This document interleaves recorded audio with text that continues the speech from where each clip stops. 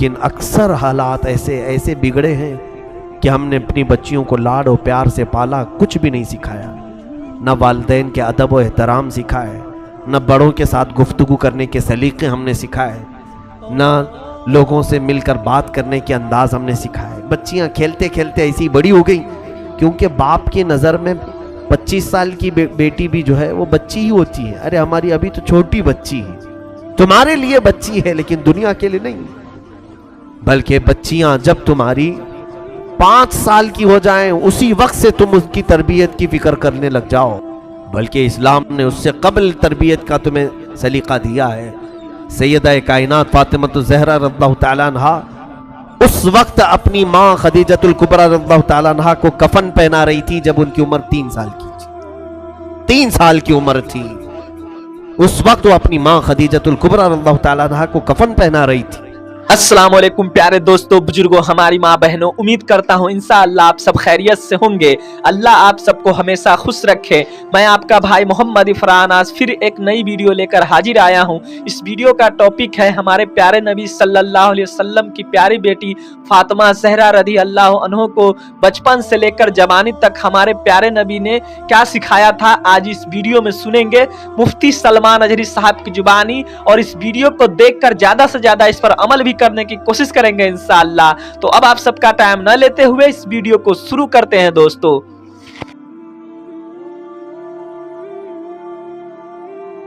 ہم نے پرورش میں بھی بچیوں کے ایسے حالات اپنائے ہیں۔ میں بھی بتاؤں گا رسول کریم صلی اللہ تعالیٰ علیہ وسلم نے اپنی بیٹیوں کی پرورش کیسی کی۔ سیدہ فاطمہ الزہرا سلام اللہ علیہا رضی اللہ تعالیٰ عنہا فرماتی ہیں رسول کریم صلی اللہ تعالیٰ علیہ وسلم سے اپنی پوری زندگی میں انہوں نے زیور، کپڑے یا اپنی زندگی گزارنے کی کوئی چیز نہیں طلب کی۔ زندگی میں ایک ہی بار وہ آئی تھی غلام مانگنے کے لیے، تب بھی رسول کریم صلی اللہ علیہ وسلم نے ان کو تسبیح سے نوازا، تسبیح دے کر کے بھیجا، اپنے کام خود کرنا انہیں سکھایا۔ آج ہم اپنی بیٹیوں کی تربیت میں کیا کرتے ہیں؟ جب تک تمہارے گھروں میں بچیاں ہیں تم لاڈ پیار سے خوب پالتے ہو، ٹھیک ہے، اچھی بات ہے، بچیوں کے ساتھ نرم اچھی محبت، ان کے ساتھ شفقت و محبت ضرور ہونی چاہیے، لیکن امور خانہ داری اگر تم نے اسے نہیں سکھایا، میرے عزیزو، جس گھر میں یہ بیاہ کر کے جاتی ہے اس کے شوہر کا باپ، اس کے شوہر کی ماں جتنے بھی اچھے ہوں، لیکن ساس ساس ہوتی ہے، سسر سسر ہوتا ہے، ماں اور باپ تم ہو، پھر وہاں اس کی تمام چیزوں کو دیکھا جائے گا۔ اگر وہ امور خانہ داری میں برابر نکلی تو وہ لوگوں کی نظر میں محبوب رہے گی، اچھی رہے گی۔ لیکن اکثر حالات ایسے بگڑے ہیں کہ ہم نے اپنی بچیوں کو لاڈ و پیار سے پالا، کچھ بھی نہیں سکھایا، نہ والدین کے ادب و احترام سکھائے، نہ بڑوں کے ساتھ گفتگو کرنے کے سلیقے ہم نے سکھائے، نہ لوگوں سے مل کر بات کرنے کے انداز ہم نے سکھائے۔ بچیاں کھیلتے کھیلتے ایسی بڑی ہو گئیں، کیونکہ باپ کی نظر میں 25 سال کی بیٹی بھی جو ہے وہ بچی ہی ہوتی ہے۔ ارے ہماری ابھی تو چھوٹی بچی ہے، تمہارے لیے بچی ہے لیکن دنیا کے لیے نہیں۔ بلکہ بچیاں جب تمہاری 5 سال کی ہو جائیں اسی وقت سے تم اس کی تربیت کی فکر کرنے لگ جاؤ، بلکہ اسلام نے اس سے قبل تربیت کا تمہیں سلیقہ دیا ہے۔ سیدہ کائنات فاطمہ الزہرا رضی اللہ تعالیٰ عنہا اس وقت اپنی ماں خدیجۃ الکبریٰ رضی اللہ تعالیٰ عنہا کو کفن پہنا رہی تھی جب ان کی عمر 3 سال کی تھی۔ 3 سال کی عمر تھی اس وقت وہ اپنی ماں خدیجۃ الکبریٰ رضی اللہ تعالیٰ عنہا کو کفن پہنا رہی تھی۔ کوئی بچی یہ کام کرے گی؟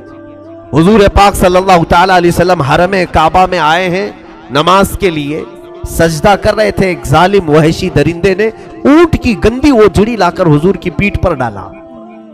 اس وقت کوئی نہیں دیکھ رہا تھا، ننھی سی یہ فاطمہ دوڑتی ہوئی آئیں جب ان کی عمر 5 سال کی تھی، 4.5-5 سال کے بیچ میں، پوری حضور کی پیٹھ مبارکہ اپنے ہاتھوں سے صاف کیا۔ رسول کریم صلی اللہ تعالیٰ علیہ وسلم کو کوئی بھی چیز نہ لگے، حضرت فاطمہ تو 5 سال کی عمر میں اس کا خیال کرتی تھی۔ عزیزان گرامی، وہ تربیت اس انداز سے ہوئی تھی کہ امور خانہ داری میں وہ پورا کمال رکھتی تھیں۔ اور اس کے بعد حضور صلی اللہ تعالیٰ علیہ وسلم کی یہ بیٹیاں گھروں میں کھانا بنانا خود جانتی تھی۔ حضرت خدیجہ کے انتقال کے بعد گھر پورا چلانے کی ذمہ داریاں حضور کی بیٹیوں کے اوپر تھی. حضرت فاطمہ رضی اللہ تعالیٰ عنہ نے تو 5 سال کی عمر سے ہی چولہا سنبھالا تھا. 5 سال کی عمر میں. 5 سال میں تو ہماری بچیاں صرف کھیلتی ہیں. میرے عزیزوں یقیناً تمہاری محبت اپنی جگہ پر، ان کی تربیت پر توجہ تو ہو. آپ اگر ان کو سکھانے میں کچھ سختی کرتے ہو تو یہ بچیاں بعد میں تمہیں یاد کر کے فخر کریں گی کہ ہمارے ماں باپ نے ہمیں زیور اخلاق سے نوازا ہے. اگر تم شادی میں انہیں زیور نہیں بھی دیے، اخلاق کی دولت دیا، تو پھر یہ پوری زندگی بھر اس جیسی عورت کوئی کہیں نہیں ملے گی. دنیا والے بھی دیکھ کر فخر کریں گے کہ اس کے ماں باپ نے اس کو سونا چاندی اگرچہ نہیں دیا لیکن اخلاق کا زیور دے کر کے بھیجا ہے. وہ اخلاق کے زیور پر تم توجہ کرو.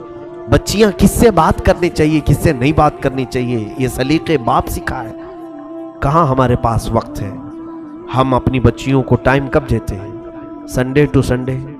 باقی سب تو ہمارے جاب پر چلتے ہیں.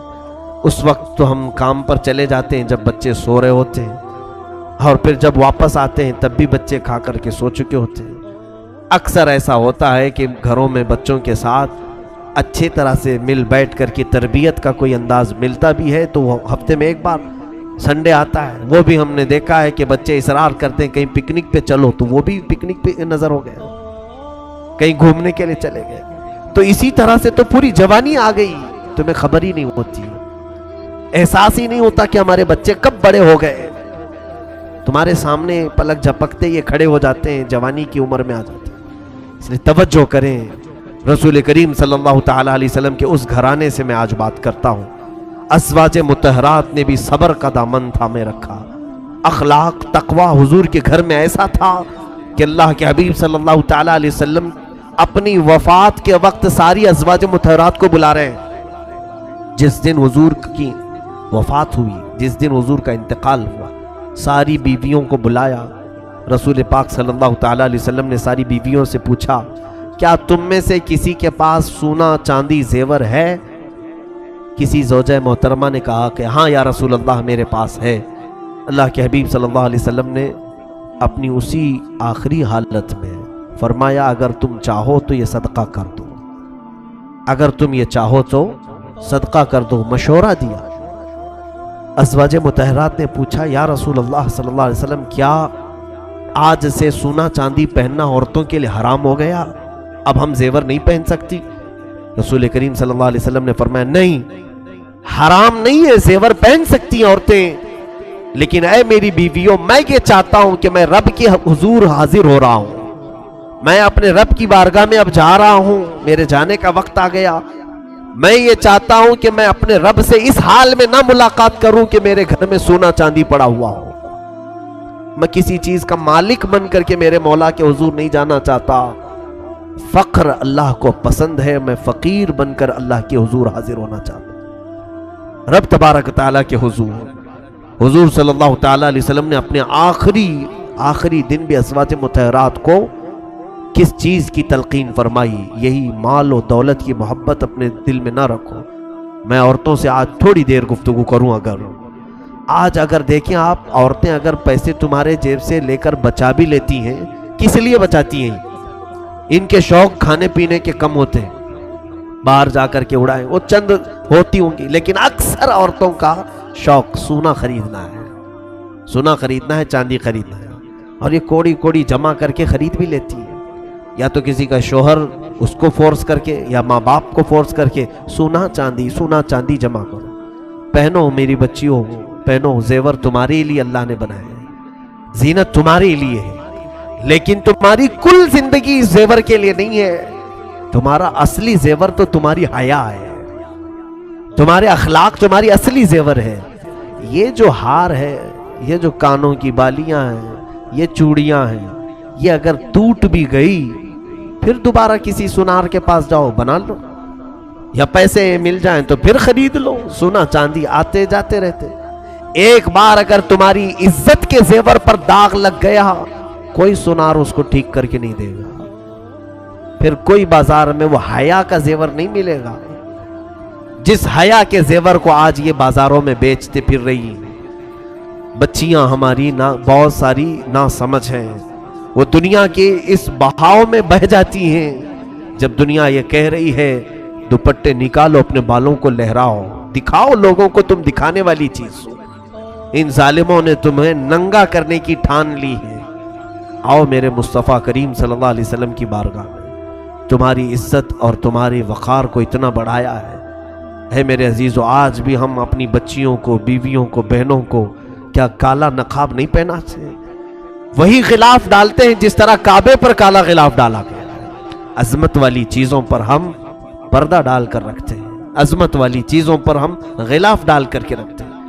ان عورتوں کو ہم نے مقدس سمجھا ہے، اس لیے اوڑھا کر کے رکھتے ہیں، یہ نہیں کہ ہم انہیں باندھ کر کے پابند کر کے رکھ رہے ہیں۔ تمہاری عزت، کیونکہ آج درندے ایسے ہیں کہ کوے کے سامنے گوشت رکھو اور پھر یہ کہو کوے کو شریف بننا چاہیے، وہ کیسے شریف بنے گا؟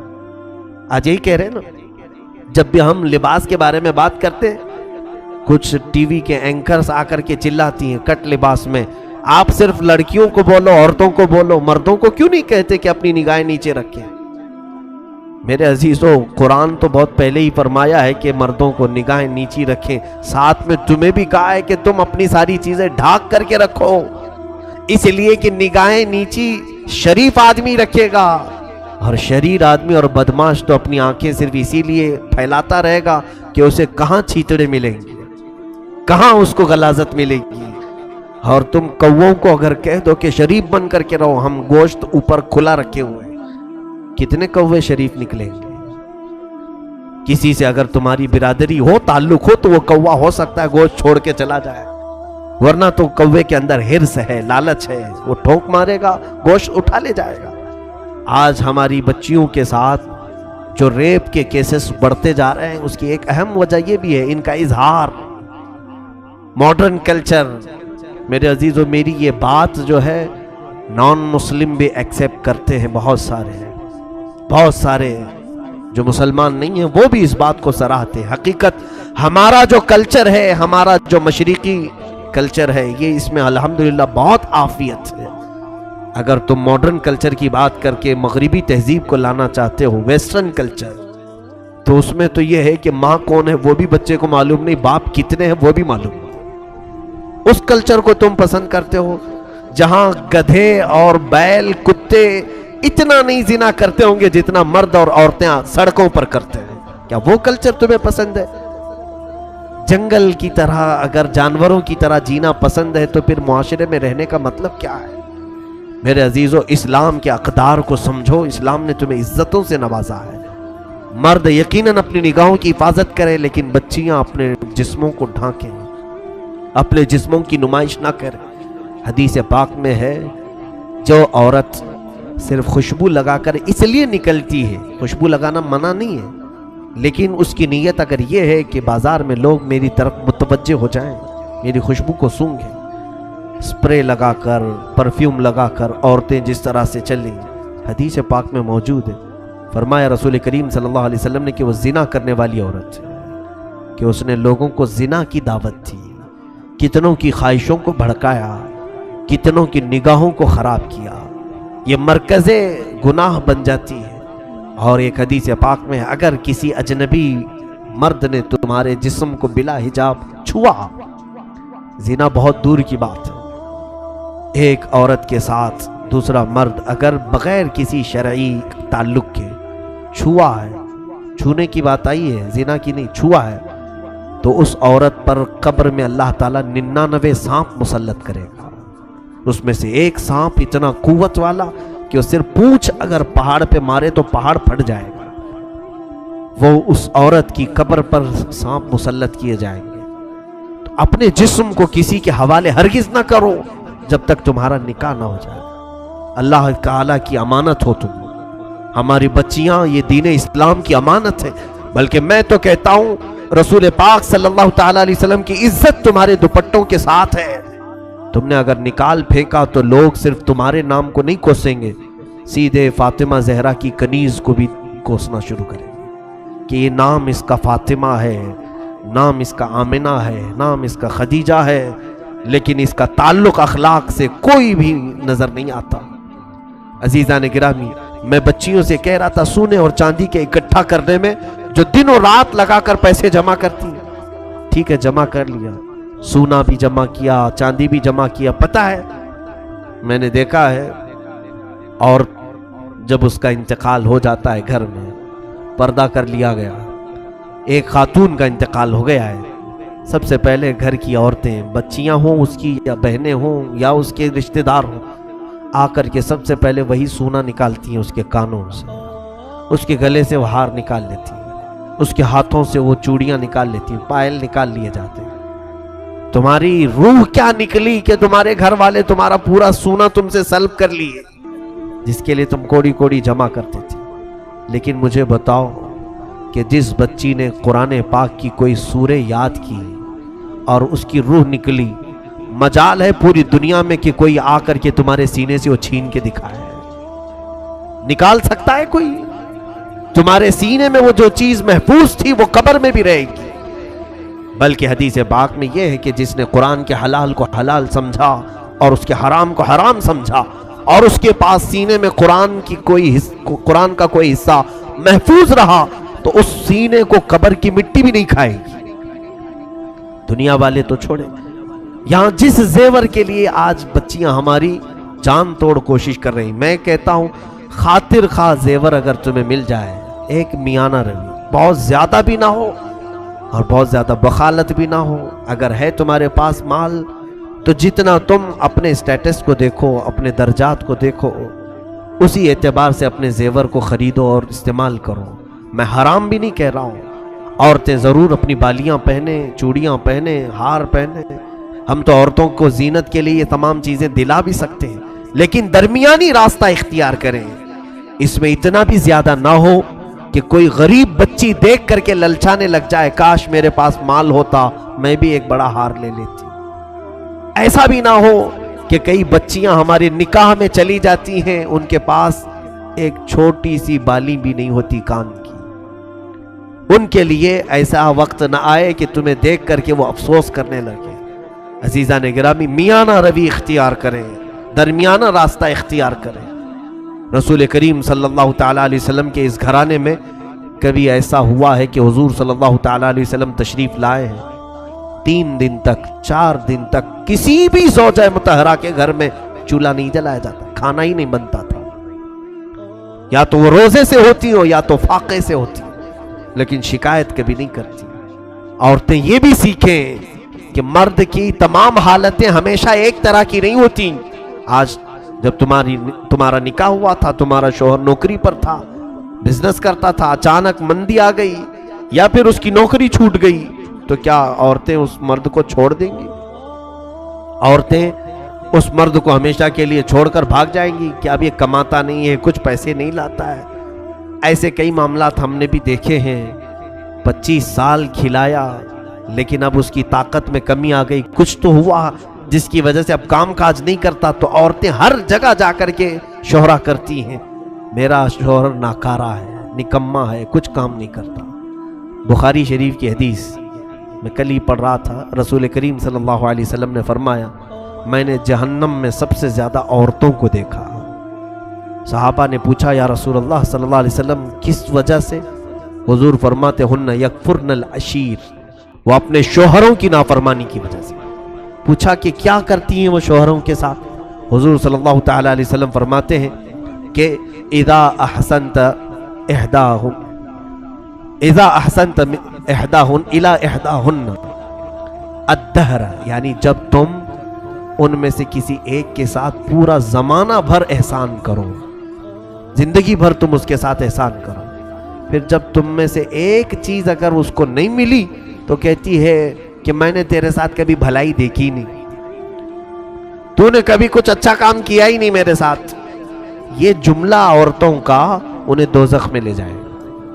حضور صلی اللہ علیہ وسلم فرماتے ہیں ان کا یہ کہنا کہ تو نے میرے ساتھ کبھی بھلا کیا ہی نہیں, وہ دوزخ میں. ایسی کتنی عورتوں کو دیکھیں آپ, وہ یہی کہتے کبھی اس نے میرے ساتھ اچھا نہیں کیا, جبکہ کھلا رہا ہے وہ تمہیں, جبکہ وہ کپڑے تمہیں پہنا رہا ہے, تمہارے بچوں کی پرورش کر رہا ہے. محض یہ ہے کہ تمہاری بہت زیادہ خواہشات کو اس نے پورا نہیں کیا. ایسے کئی واقعات ہمارے سامنے ہیں کہ غلط خواہشات عورتوں کی مردوں کو غلط راستے پر لے آتی ہیں. ایک بہت اچھا نوجوان ہمارے پاس نماز پڑھتا تھا، مقتدی تھا ہمارا، اچانک وہ غائب ہوا، کئی دن تک نہیں تھا، اور کئی سالوں کے بعد اس کو پھر دوبارہ ہم نے دیکھا تو معلوم کیا بہت بری حالت ہے اس کی، شراب پیتا ہے، باہر کٹوں پر پڑا رہتا ہے، نیک آدمی تھا۔ اس کو بلوایا، پوچھا کیا حالت ہے تیری، کیوں ایسے بن گیا؟ وہ رونے لگا، اور پھر اس نے جو واقعہ بتایا، میں نے کئی جگہ پر اس کو ذکر کیا، کہا کہ میری شادی ہوئی، میں بہت زیادہ محبت کرتا ہوں میری بیوی سے، اور محبت سے شادی کیا تھا۔ شادی کے بعد میری نوکری تھی اپنے ہی شہر میں، لیکن میری تنخواہ پوری نہیں ہو پاتی تھی، میری بیوی کے جو خواہشات تھے میں اس کو پورا نہیں کر پاتا تھا۔ میری بیوی کے لیے پھر مجھے اپنا شہر چھوڑ کر بنگلور جانا پڑا۔ میں نے کوئی بڑی نوکری کی تلاش کی، وہاں پہنچا، وہاں پہنچ کر کے جب میں کمانے لگا، تھوڑی زیادہ پیسے ملے اور بھیجتا تھا، لیکن گھر میں مہینہ ہونے سے پہلے ہی وہ سارے پیسے خرچ ہو جاتے ہیں۔ پھر اخراجات کے لیے میری بیوی مجھے پتہ نہیں کیسے کیسے تانے مارتی تھی۔ تو پھر ایسا ہوا کہ میں قرض لینا شروع کیا، قرض میں بھی ڈوبا، ٹینشن اتنا بڑھ گیا، گھر پیسے بھیجنے کا اور ادھر قرض خواہوں کا۔ اس اثنا میں سگریٹ پینے لگا۔ لوگوں نے کہا کہ سگریٹ پئیں گے تو تھوڑا سا ٹینشن کم ہوتا ہے۔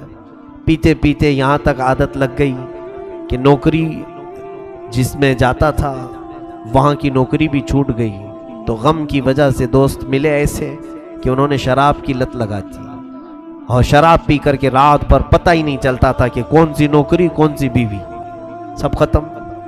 اور اس کے بعد حالت ایسی ہو گئی کہ شراب پی پی کر کے اس کے پھیپھڑے خراب ہو گئے، اس کے گردے سڑنے کو آ گئے، اتنی کثرت سے اس نے پی۔ عمر اس کی 35 سال کی عمر میں اتنے ساری چیزیں کر لیا۔ خیر اس کے بعد اس کی حالت صحیح ہوئی تھوڑی سی، لیکن اس خاتون کے متعلق میں نے نصیحتاً اس کے گھر بھی بھیجا کہ آپ ہمارے اسلام سے تعلق رکھنے والی میری بہن، ایک مرد کے بگاڑنے میں یا اس کے بگڑنے میں تمہاری خواہشات کا بڑا رول ہے۔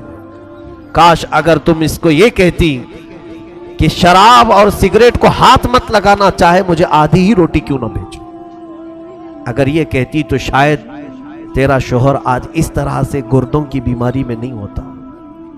آج اس کی بیماری پر کوئی دیکھنے والا نہیں ہے، اور واویلا کرتی پھرتی ہے کہ مجھے مسکین بنا ڈالا، کم عمر میں مجھے ایسی نوبت پر لے آیا۔ یہ ساری وجہیں عورتیں کبھی کبھار بن جاتی ہیں۔ میں خواتین سے ضرور کہوں گا کہ اپنے شوہروں سے طلب کریں، تم محبت کے ساتھ ساری چیزیں طلب کرو، لیکن اتنا پریشر نہ ڈالو کہ وہ حرام کاموں کی طرف چلا جائے، اتنا پریشر نہ ڈالو کہ وہ تمہارا شوہر حلال کو چھوڑ کر کے پھر ڈاکہ زنی کرنے لگ جائے، چوری کرنے لگ جائے۔ ظاہر سی بات ہے، جس شوہر کی آمدنی 1000 روپے ہو، تم 5000 کا میک اپ سیٹ مانگو گی تو چوری کر کے لائے گا نا، یا تو پھر کسی کو ٹوپی پہنائے گا، دھوکہ دے گا، یا تو پھر قرضہ لے کر کے آئے گا، شریف آدمی بھی ہو۔ یہ خواہشات اتنی زیادہ نہ ہو، بلکہ اسلامی لمٹ اور شریعت کے دائرے میں رہ کر کے ایک معاشرتی زندگی بہترین انداز میں گزار سکتے۔ وہ زندگی آؤ میرے مصطفیٰ کریم صلی اللہ علیہ وسلم کے گھر والوں میں، آقا کونین صلی اللہ تعالیٰ علیہ وسلم۔ ایک بات سن لیجیے آپ، حضرت ابو ہریرہ کہتے ہیں، سیدنا ابو ہریرہ رضی اللہ تعالیٰ عنہ، یہ کون سے صحابی؟ اصحاب صفہ میں سے، جو 70 صحابہ حضور کی مسجد میں ہمیشہ رہتے تھے، گھر بار چھوڑ کر کے آئے، اور صدقے پر یہ چلتے تھے، جو کچھ بھی ان کو صدقہ آتا تھا وہی کھاتے تھے۔ ایک بار 2 دن تک کچھ بھی نہیں آیا۔ حضرت ابو ہریرہ کہتے ہیں میں نے پیٹ پر رسی باندھ لیا کہ پیٹ کھلا رہتا ہے تو بھوک زیادہ لگتی ہے، ٹائٹ کر لو تو بھوک کم لگتی تھی۔ پھر میں نکلا جا کر کے حضور کو دکھاؤں، اسی اثنا میں حضور اپنے حجرے سے باہر نکل رہے تھے۔ میں نے کہا کہ یا رسول اللہ صلی اللہ علیہ وسلم، اصحاب صفہ میں 2 دن سے کوئی صدقہ ہی نہیں آیا، نہ کھجوریں نہ دودھ، اور میرا پیٹ جو ہے بھوک کی شدت کی وجہ سے سکڑتا جا رہا ہے۔ اللہ کے حبیب صلی اللہ تعالیٰ علیہ وسلم نے اپنا جبہ اٹھا کر کے دکھایا۔ حضرت ابو ہریرہ کہتے ہیں حضور نے بھی رسی سے 2 پتھر باندھے تھے۔ کہا ابو ہریرہ میں نے بھی 3 دن سے تو کچھ بھی نہیں کھایا۔ اللہ کے حبیب صلی اللہ تعالیٰ علیہ وسلم کا یہ فرمان سن کر حضرت ابو ہریرہ کہتے ہیں مجھے بڑی شرمندگی ہوئی، میں نے کیوں ذکر کیا، لیکن میرے آقا صلی اللہ علیہ وسلم نے فرمایا ابو ہریرہ چلو تمہیں بھوکا نہیں چھوڑوں گا، ساتھ میں چلو۔ نکلے، دوپہر کا وقت تھا، دیکھا باہر مسجد نبوی کے حضرت ابو بکر حضرت عمر بھی آئے ہوئے تھے۔ حضور نے ان سے پوچھا کہ کیسے باہر آنا ہوا؟ وہ دونوں بھی اپنا پیٹ پکڑ کر کہہ رہے تھے یا رسول اللہ بھوک نے ہمیں باہر لایا۔ حضرت ابو بکر تو یہ کہہ رہے تھے بھوک شدت کی لگی ہے تو اس وقت باہر کیوں آئے؟ کہا چہرے رسول دیکھتے ہیں تو بھوک ختم ہوتی ہے۔ رسول کریم صلی اللہ تعالیٰ علیہ وسلم کے چہرے پاک کو دیکھ کر بھوک کو کم کرنا، یہ وہ صحابہ جو پوری دنیا پر حکمرانی کر چکے، یعنی عدل و انصاف کے اعتبار سے یہ صحابہ فاقہ میں رہتے تھے، اور حضور صلی اللہ علیہ وسلم نے ان تینوں کو لے کر ایک جگہ کی طرف کا قصد فرمایا اور حضور سیدھے حضرت ابو ایوب انصاری کے مکان پر آئے۔ یہ میزبان رسول ہیں، جس وقت میرے آقا مدینے میں اترے تھے تب بھی پہلے ان کے ہی گھر پہ اترے۔ حضور صلی اللہ تعالیٰ علیہ وسلم ان کے گھر پر سیدھے اندر آئے، کہا ابو ایوب ہیں؟ ان کی بیوی نے کہا باہر گئے ہیں کام پر۔ کہا گھر میں کچھ کھانا ہے؟ ان کی بیوی کہنے لگی ابھی تو کچھ بنا نہیں۔ اسی اثنا میں انہوں نے بلوایا اپنے شوہر کو، حضرت ابو ایوب بھاگتے ہوئے آئے، کہا دوپہر کے وقت رسول خدا صلی اللہ علیہ وسلم کا میرے گھر پر آنا، اور انہوں نے اپنی بیوی سے کہا 6 مہینے کی بکری کا ایک بچہ ہے، جلدی ذبح کرو اور اسے کھلا دیتے ہیں۔ انہوں نے بکری کو ذبح کیا، رسول کریم صلی اللہ تعالیٰ علیہ وسلم کے لیے سالن بنا۔ کتنے لوگ تھے؟ ابو بکر، عمر، حضرت ابو ہریرہ رضی اللہ تعالیٰ عنہ۔ حضور صلی اللہ تعالیٰ علیہ وسلم دسترخوان پر بیٹھے ہیں، سالن بنا۔ حضرت ابو ہریرہ فرماتے ہیں اس گوشت کے سالن کی خوشبو آدھی بھوک ختم کر چکی تھی۔ حضرت ابو ایوب نے جب وہ سالن پیش کیا دسترخوان پر، سنیے میرے عزیزو، اللہ کے حبیب صلی اللہ علیہ وسلم فرماتے ہیں ابو ایوب ایک اور برتن ہو، ایک اور کھٹوری ہو تو لے آؤ۔ وہ لے آئے، سالن کو حضور نے آدھا آدھا کیا اور کہا جاؤ میری بیٹی فاطمہ کے گھر پہنچاؤ، 8 دن سے وہ فاقے میں ہے۔ فاطمہ کا 9واں دن ہے آج فاقے کا۔ حضور پاک صلی اللہ تعالیٰ علیہ وسلم کی لخت جگر سیدہ کائنات، لیکن انہوں نے احساس تک نہیں ہونے دیا۔ حضرت ابو ہریرہ کہتے اصحاب صفہ کا جو چبوترا تھا کہاں ہے جانتے؟ حضرت فاطمہ کے گھر سے لگ کر کے تھا، جہاں یہ اصحاب صفہ بیٹھتے، بی بی فاطمہ کے گھر سے لگ کر کے تھا۔ حضرت ابو ہریرہ کہتے 9واں دن فاطمہ کے فاقے کا ہے، ہم 2 دن میں صبر نہ کھا کر باہر نکل آئے، فاطمہ کے گھر سے چوں کی آواز تک نہیں آتی تھی۔ وہاں حسنین کریمین بھی پل رہے ہیں، مولا علی شیر خدا بھی ہیں، ان کا مسجد میں آنا جانا کسی کو احساس تک نہیں دلاتا تھا کہ گھر میں کوئی چیز کی کمی ہے۔ یہ اہل بیت کا گھرانہ ہے میرے عزیزوں، جتنے بھی ان کے تذکرے کیے جائیں وہ کم ہے۔ انہوں نے پوری دنیا کو جینے کا ایک مزاج دیا ہے۔ آج سب سے زیادہ اگر ہم اپنے اندر کی خرابیاں ختم کر سکتے ہیں تو 2 چیزیں، قناعت اختیار کرو، جتنا ملے اس پر صبر، اس کو قناعت کہتے ہیں۔ آج رب تبارک و تعالیٰ نے مجھے جو دیا ہے یہ بہت ہے، کافی ہے، یہ ایک بار کہہ کر کے تو دیکھو، مولا تعالیٰ بے انتہا پھر تمہیں نوازتا ہی رہے گا۔ ہر بندہ یہ کیا کہتا ہے ابھی بس نہیں ہوا، ارے اتنے سے تھوڑی نہ چلتا ہے۔ ایک نوکری کرنے والا پھر آ کر کے کہتا ہے حضرت اور ایک نوکری کرنا چاہتا ہوں خالی ٹائم میں۔ کہا اتنے سے کافی نہیں ہو رہا ہے، کہاں اتنے سے ہو پائے گا، بمبئی کی مہنگائی، جبکہ کھانا پانی ساری چیزیں چل رہی ہیں۔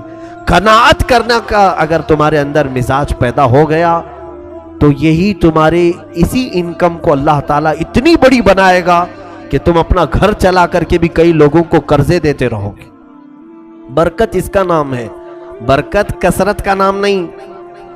آپ اگر یہ سوچ کر کے بیٹھے ہوئے کہ اگر آپ کی تنخواہ آج 25,000 ہے اور پڑوسی کی تنخواہ 1 لاکھ ہے تو یہ مت کہنا کیا برکت ہے اس کے گھر۔ برکت نہیں، اس کے گھر میں کثرت ہے۔ کثرت یعنی بہت زیادہ ہے، زیادہ ہونے کو برکت نہیں کہتے۔ اگر تم 25,000 میں کھا پی کر کے کسی کے محتاج نہیں تو اس 1 لاکھ سے تمہارے 25 بہتر ہے، تمہارے پاس برکت ہے۔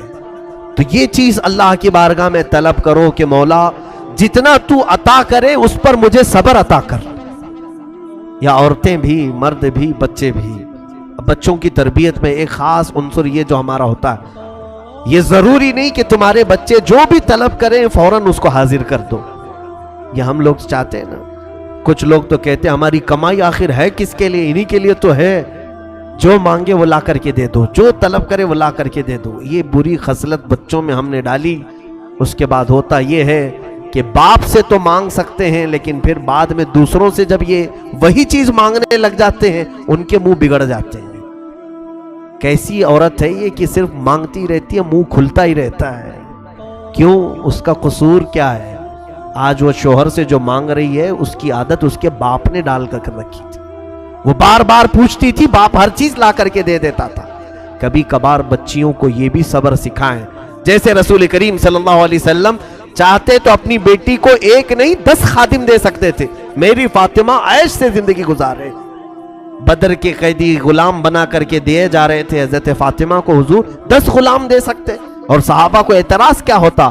جنتی خواتین کی سردار کے گھر میں اگر 10 خادم کام کر رہے ہیں، فخر سے کام کر سکتے تھے. لیکن حضور نے کیا کہہ کر کے بھیجا؟ فاطمہ جاؤ، صبر کرو، تھکن زیادہ ہو جائے تو رات میں تسبیح پڑھو. کبھی کبھار بچیوں کو یہ بھی تلقین کرو.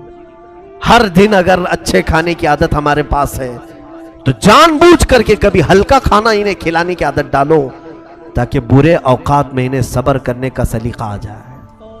برے اوقات میں ان کو صبر کرنے کا طریقہ آ جائے. مجھے بات یاد آتی ہے، میں میری تعریف کے لیے نہیں کہہ رہا ہوں. بچپن میں خود ہمارے گھر کی حالت ایسی کہ الحمدللہ ہمیں کبھی کسی چیز کی کمی نہیں ہونے دی. میرے والد محترم بڑے عالم دین تھے، لیکن کئی اوقات ایسے ہوتے کہ ہماری والدہ کو یا بہنوں کو کچن میں جانے سے روک دیتے کہ آج کھانا نہیں بنے گا، کوئی کھانا نہیں بنائیں گے. باقی سارے لوگ کیا کھائیں گے؟ سارے لوگوں کو چوڑا ہوتا ہے، اس میں کیلا پیس کر کے وہی کھلا دیتے. سخت ترین ہوتا، چبانے کے لیے کتنا ٹائم لگ جاتا.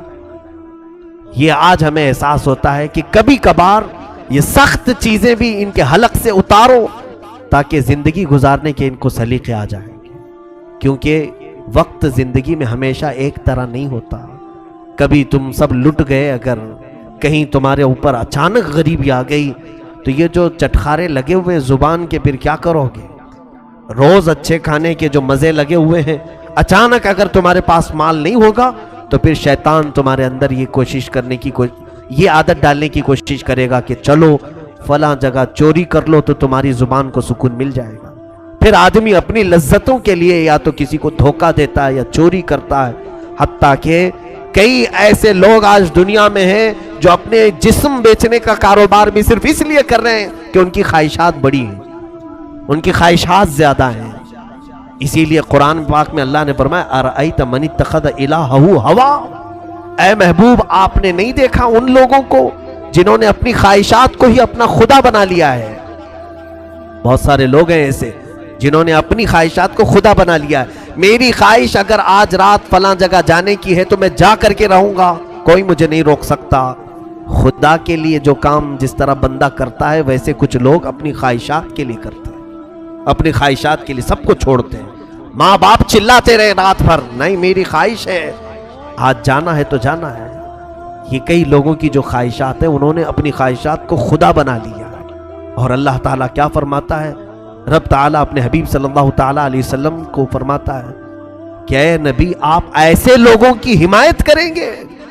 ہرگز نہ کرنا ایسے لوگوں کی حمایت، ایسے لوگوں کی حمایت نہ کریں. حضور کو اللہ تعالیٰ منع فرما رہا ہے جو صرف خواہش کے پیچھے لگے رہتے ہیں، صرف خواہش کے پیچھے. قربان کرو میرے عزیزوں، کچھ چیزوں میں صبر کرنا سیکھو. سیدہ کائنات فاطمۃ الزہرا رضی اللہ تعالیٰ عنہا حضور صلی اللہ تعالیٰ علیہ وسلم کی وہ لخت جگر ہے کہ یہودی عورتوں نے ایک بار پلان بنایا. فاطمہ کے جسم پر جو کپڑے ہوتے ہیں وہ پیوند لگے ہوتے ہیں، کپڑوں پہ بھی پیوند لگا رہتا تھا. رسول خدا کی بیٹی ہے. یہودیوں نے، عورتوں نے ایک دعوت رکھی اور اس میں حضرت فاطمہ کو بلایا کھانے کے لیے. نہیں وہ کوئی ایسا ہی کہ اس میں سارے شہر کی اچھی خاصی عورتیں تھیں. حضرت فاطمہ سے کہا کہ تم آؤ اپنے اسلام کی دعوت دو. تو اس غرض سے حضرت فاطمہ کو بلائے، لیکن ان کی نیت کیا تھی کہ حضرت فاطمہ کے لباس پر سارے لوگ ہنسیں. رسول خدا کی بیٹی کیسا لباس پہن کے آئی، اس کے پاس پہننے کو لباس تک نہیں ہے. حضرت فاطمہ نے منظور کر لیا، میں آؤں گی جہاں اسلام کی بات ہوگی، رسول کریم صلی اللہ تعالیٰ علیہ وسلم کے دین کی بات ہوگی. رات کو جب نکلنے لگی، اللہ اکبر، روایت میں ہے کہ حضرت فاطمہ الزہرا رضی اللہ تعالیٰ عنہا کے گھر جنتی لباس آیا. جبرائیل امین کے ذریعے سے حضرت فاطمہ کو حضور نے پیش کیا. حضرت فاطمہ وہ جوڑا پہن کر کے آئی ہیں. اللہ اکبر. عورتیں بتاتی ہیں کہ وہ اندھیرے کمرے میں آئے تو پورا روشنی ہو چکی تھی. ویسا لباس ہم نے نہ کبھی سنا تھا نہ دیکھا تھا. پوچھا فاطمہ سے کہ فاطمہ، ہم تو آج کسی فنکشن یا دعوت کے لیے نہیں بلائے تھے، ہم تو صرف تمہارے لباس کا مذاق اڑانے کے لیے آج دعوت دیے تھے، یہ لباس تمہارے جسم پر آیا کیسے؟ حضرت فاطمہ نے کہا، او خواتین، جب کوئی اللہ والوں کا مذاق اڑانا چاہے، اللہ تعالیٰ ان کے منہ پر ایسے رد کے لیے لباس اتارتا ہے کہ پھر دنیا میں ان کا کوئی جواب نہیں ہوتا. رسول کریم صلی اللہ تعالیٰ علیہ وسلم کی اس لخت جگر کو اللہ عز و جل نے جنتی لباس اتارا، ان کے گھر میں جنتی دسترخوان اترا. حتیٰ کہ اس گھرانے کی حالت یہ تھی کہ حضور صلی اللہ تعالیٰ علیہ وسلم حضرت فاطمہ کے گھر میں بیٹھے ہیں، اچانک مسکرانے لگے. پوچھا، یا رسول اللہ صلی اللہ علیہ وسلم، مسکرانے کی وجہ کیا ہے؟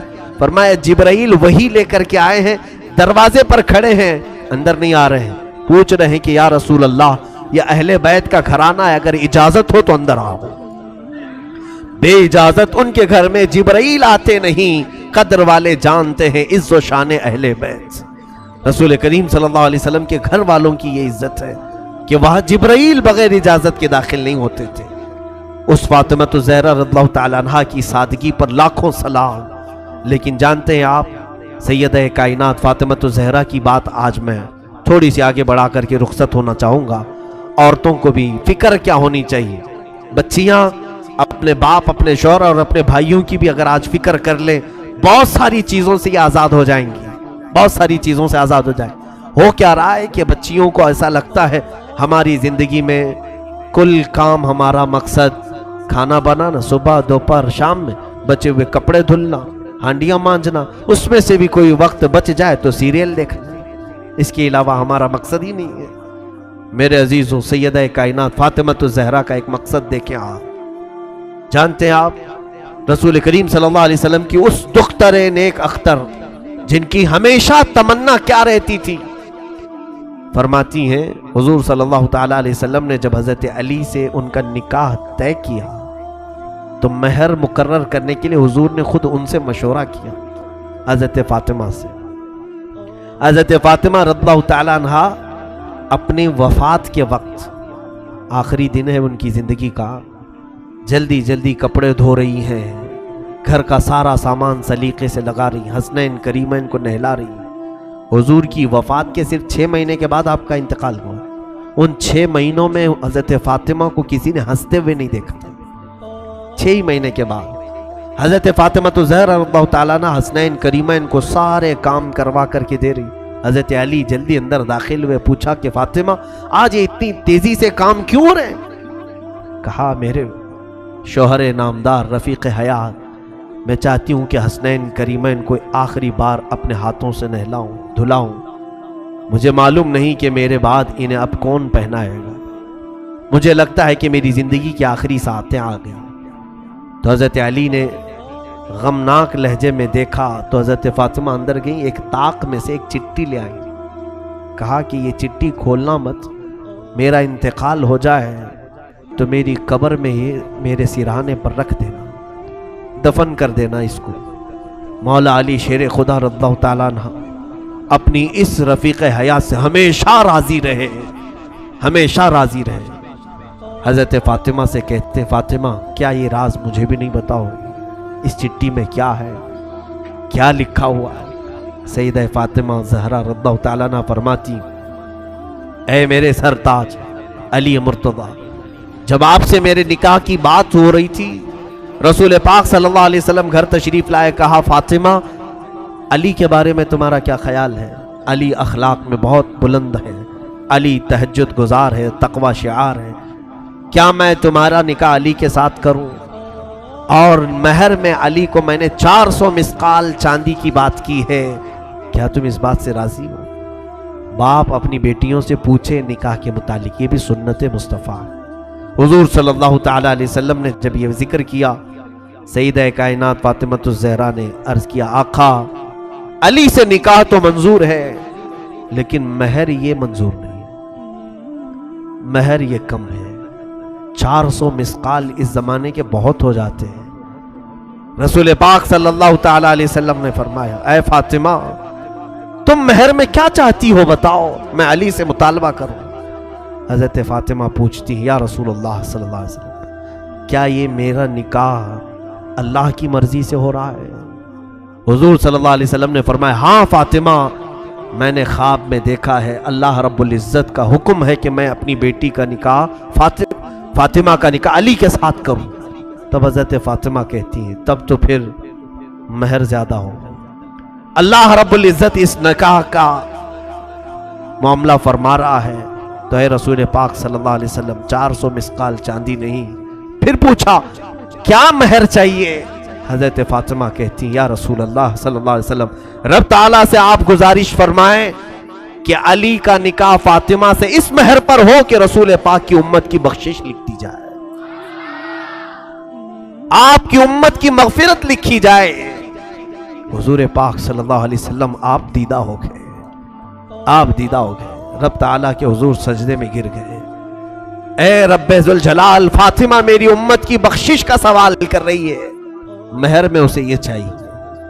روایات یہ بتاتی ہیں کہ اللہ رب العزت کی طرف سے حکم ہوا کہ اپنا سر اٹھائیں، آپ کی آدھی امت کی بخشش فاطمہ کا مہر ٹھہرا۔ حضور پاک صلی اللہ علیہ وسلم سے حضرت فاطمہ کہتی ہیں میں نے وہ لکھوا لیا تھا چٹھی میں تاکہ بروز قیامت میں میرے رب سے میرے حبیب کی امت کی بخشش کا سوال کروں۔ اے علی اس چٹھی میں اس کے علاوہ اور کچھ بھی نہیں ہے، یہ فاطمۃ الزہرا رضی اللہ تعالیٰ عنہا کی سوچ ہے۔ اے میرے عزیزو، ہم کون ہیں جو میرے آقا کی امت کی خبر رکھتے ہو؟ ہم میں سے کس کو یہ طلب ہے کہ رسول پاک کی امت گڑھے میں گرنے سے بچ جائے؟ یہاں تو گڑھے کھودے جا رہے ہیں، جتنے گرے تو اچھے ہیں۔ ہم میں سے کون یہ چیز کی خواہش رکھتا ہے؟ خود میرے آقا صلی اللہ علیہ وسلم فرماتے من لم یہتم بامرنا فلیس منا، جس نے اس حال میں صبح کی کہ میری امت کی بھلائی کا نہیں سوچا وہ میری امت میں سے نہیں ہے۔ آج کیا یہ دردناک حالات ہمیں بیدار نہیں کرتے؟ کوئی ہم میں سے یہ دعا نہیں کرتا کہ اے اللہ اب امت کا بھلا کر دے؟ ہمارے نوجوان نسل جس راہ پر جا رہی، ہم آنکھیں دیکھ دیکھ کر کے تاڑ کر کے بھی اس کے متعلق نہ دعا کرتے ہیں نہ اس کے اصلاح کی کوشش کرتے ہیں۔ وہ حضرت فاطمہ تھی جو گھبرا جاتی تھی کیونکہ انہیں معلوم تھا کہ حضور کو اگر کوئی ایک درد ستاتا ہے تو وہ امت کی فکر کا درد ہے، امت کا غم ہے، امت کی بخشش کا درد۔ جب مدینہ طیبہ میں واقعہ ہوا کہ صحابہ نے کہا اچانک حضور پاک نظر نہیں آ رہے ہیں، صحابہ بے قرار ہو کر ڈھونڈنے لگے کہ آقا ہیں کہاں؟ ایک صحابی نے پا لیا حضور مدینے کے نواح میں دور کسی ایک جنگل کے پاس سجدے میں ہے، اور حضرت ابو بکر وہاں ڈھونڈتے ہوئے پہنچے۔ ایک بکریاں چرانے والا گزر رہا تھا، پوچھا کیا میرے آقا کو تو نے دیکھا ہے؟ رسول پاک صلی اللہ تعالی علیہ وسلم ہمیں کئی لمحے ہو گئے نظر نہیں آ رہے۔ اس چرواہے نے کہا میں نہیں جانتا تمہارا نبی کون ہے، تمہارا آقا کون ہے، ہاں البتہ اس پہاڑ کے پیچھے کوئی ایک آدمی اتنا رو رہا ہے کہ اس کے رونے کی آواز سے میری بکریوں نے کھانا چھوڑ دیا، چارہ چھوڑ دیا ہے۔ حضرت ابو بکر نے کہا یقیناً اس طرح کا رونا تو میرے آقا کا ہی ہوگا۔ حضرت ابو بکر نے پوچھا اس چرواہے سے اے بندے تو بکریاں چرا رہا ہے، رونے والے کو دیکھا وہ کیا کہہ کر کے رو رہا ہے؟ کہا پتہ نہیں امت امت کہتا ہے اور روتا جاتا ہے۔ حضرت ابو بکر بے اختیار روتے ہوئے قریب آئے، سید الانبیاء صلی اللہ تعالی علیہ وسلم کے آنسوؤں سے زمین تر تھی، کہہ رہے تھے میرے آقا رب ذوالجلال کے حضور اے مولا میری امت کو میرے حوالے کر دے، میری امت کو میرے حوالے کر دے، میری امت بڑی بھولی ہے وہ مجھے نہیں پہچانتی۔ سچ فرمایا آقا آپ نے، آپ کی امت آپ کو کہاں پہچان لیا؟ آج ہم نے دوسروں کو پہچان لیا، اپنے نبی کونین صلی اللہ تعالیٰ علیہ وسلم کو پہچاننے سے دور بھاگتے ہیں۔ بتانے کے لیے اگر کوئی کوشش بھی کرے تو ہمارے اخلاق ایسے ہیں، ہم حضور کو سننا نہیں چاہ رہے۔ دیکھو آج ہمارے گھروں میں جا کر بچوں کو اٹھا کر کے پوچھو، ہر فلمی ہیرو کا بایو ڈاٹا اسے یاد ہوگا، کون کہاں رہتا ہے، کون کیسی ایکٹنگ کرتا ہے، کس کے کتنے فلم ہیں، سارے اسے یاد ہیں۔ اسے اگر میرے آقا کی ذات کے بارے میں پوچھو تو کچھ بھی نہیں جانتا، کچھ نہیں جانتا۔ صحابہ کے بعد دیگرے وہاں آئے، سبوں نے درخواست کی کہ آقا سر مبارک کو اٹھائیں، سجدہ اتنا طویل ہو گیا تو جسم پر تکلیف ہو جائے گی۔ حضور پاک صلی اللہ تعالیٰ علیہ وسلم اسی طرح سجدے میں ہیں۔ تو اس کے بعد صحابہ نے کہا کہ حضور کسی کی بھی بات پر سر نہیں اٹھاتے۔ مشورہ یہی طے پایا کہ حضرت فاطمہ کو بلایا جائے، اگر حضرت فاطمہ کہیں گی تو حضور ضرور سر اٹھائیں گے۔ سبوں نے جا کر کے سیدہ کے گھر یہ درخواست کی کہ اللہ کے حبیب تمہارے بابا سر جو سجدے میں رکھیں اٹھاتے نہیں، بے اختیار روتے جا رہے ہیں۔ سیدہ حجاب کے ساتھ آئیں، پردے کے ساتھ آئیں، سارے لوگ ہٹ گئے۔ رسول پاک صلی اللہ علیہ وسلم کے کندھے پر ہاتھ رکھتی کہتی ہیں بابا آپ کی فاطمہ آئی ہے، آپ سر اٹھائیں۔ رسول کریم صلی اللہ علیہ وسلم اسی حالت میں سر رکھے ہوئے تھے۔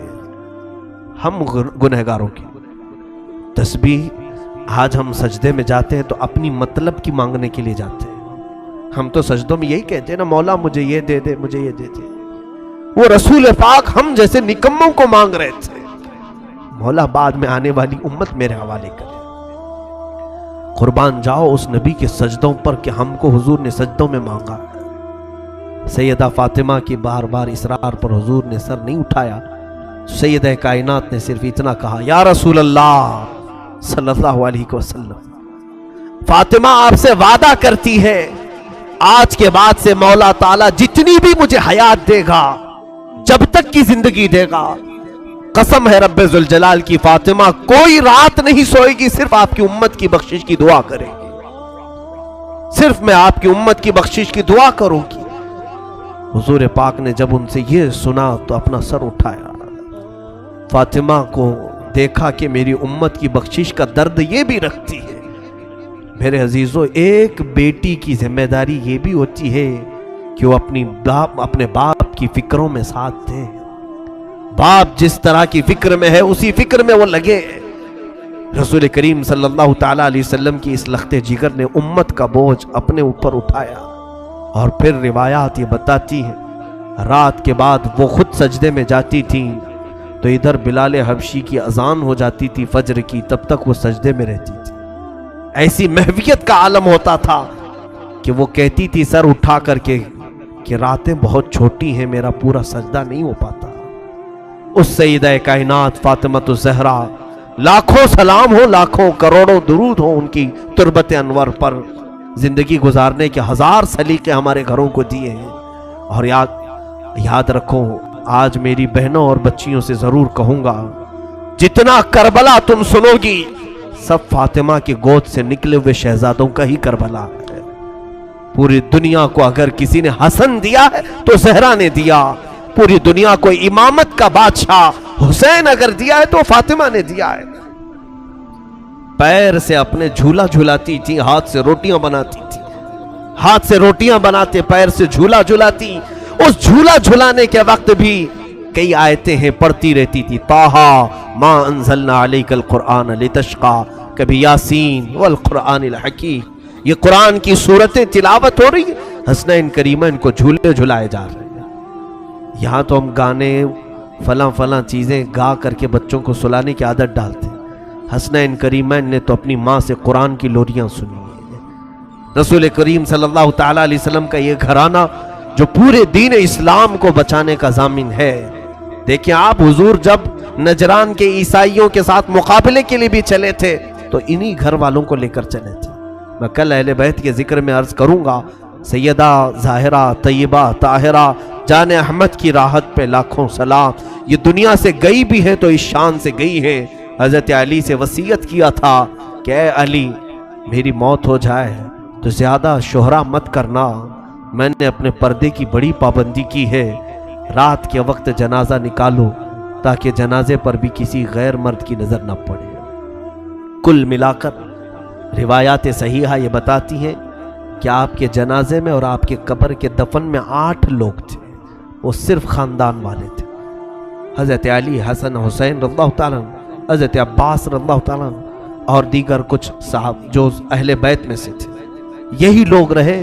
سیدہ فاطمہ الزہرا رضی اللہ تعالیٰ عنہا کو رات کے وقت دفن کیا گیا۔ اب آخری حدیث سن لو میرے آقا صلی اللہ علیہ وسلم، قربان جاؤ میری بچیوں، آج اگر تم یہ کوشش کر لو کہ کل میں فاطمہ زہرا کی چادر کے سائے تلے قیامت میں اٹھائی جاؤں، اتنی بھی اگر تمہاری خواہش ہو تو مبارک ہو تمہیں۔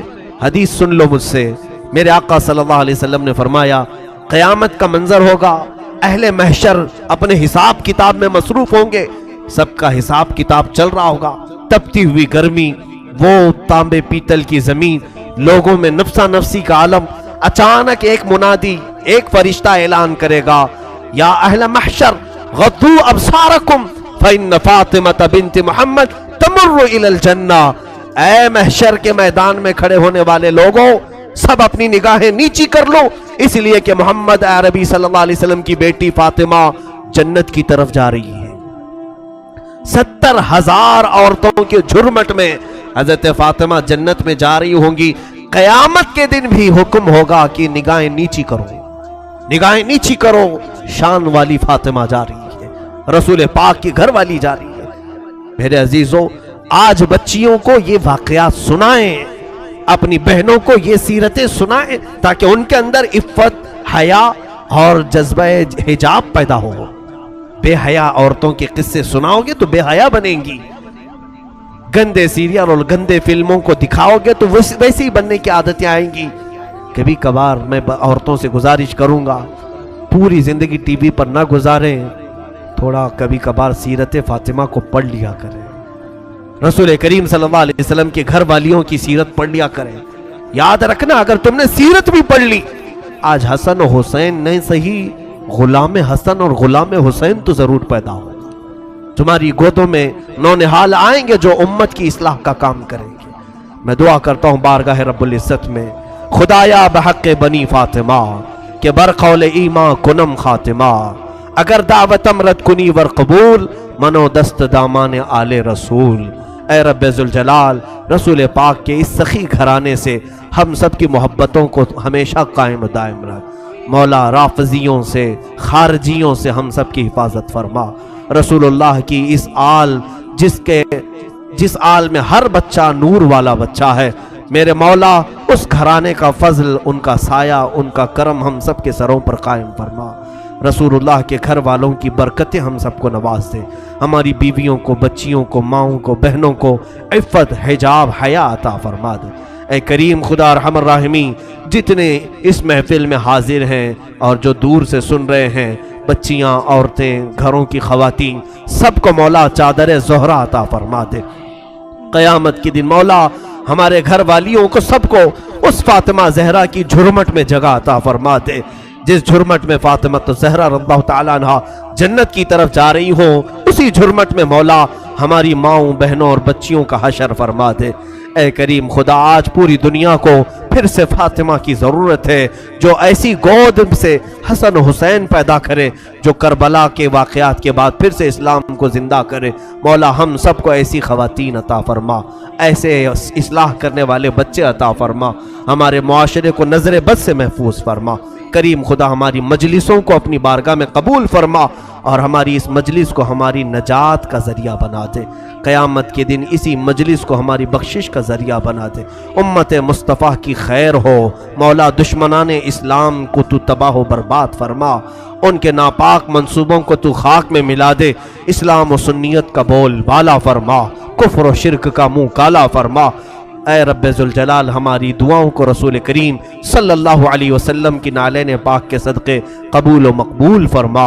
وصلی اللہ تعالی علی خیر خلقہ محمد وآلہ واصحابہ اجمعین، وآخر دعوانا الحمد للہ رب العالمین۔